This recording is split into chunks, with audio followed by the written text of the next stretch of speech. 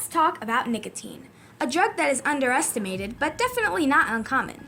It is classified as a stimulant, which means when you finish the high, you receive a negative effect, leaving you wanting more. Nicotine is also known as cigs, smokes, butts, snuff, or moon cricket. Nicotine derives from the tobacco plant, which was grown in the United States in warm climates.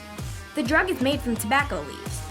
While nicotine and tobacco are almost identical in substance, they were officially separated in 1828, though the reason is unknown. Tobacco was found to be smoked as far back as the Mayan Empire, as Mayan priests smoked it through a pipe during religious ceremonies.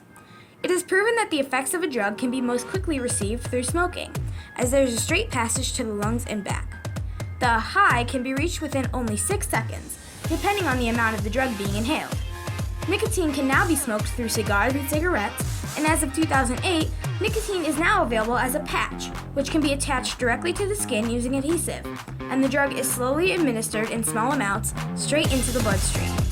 The patches can vary in size, and they must be moved around to prevent skin irritations. As our technology advanced, we also have discovered e-cigarettes, which give the same major effects of smoking a cigarette, but with a much lower smoke intake, as electricity heats the nicotine rather than fire.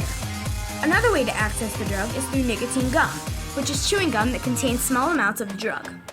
These alternatives to smoking can sometimes be used to treat addiction. While smoking may seem fairly harmless, it has a lot of negative effects on the body. Nicotine affects cell structure, and it can cause nausea, lightheadedness, and fast heartbeats.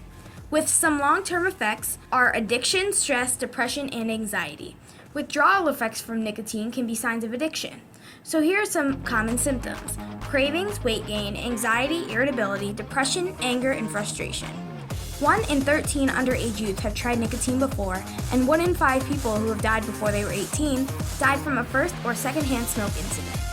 Nicotine is quite often seen as one of the less intense and non-dangerous drugs, but it is actually just as bad as many of the drugs out there. So avoid smoking and smoking environments the best you can, and try your best to live a nicotine-free lifestyle.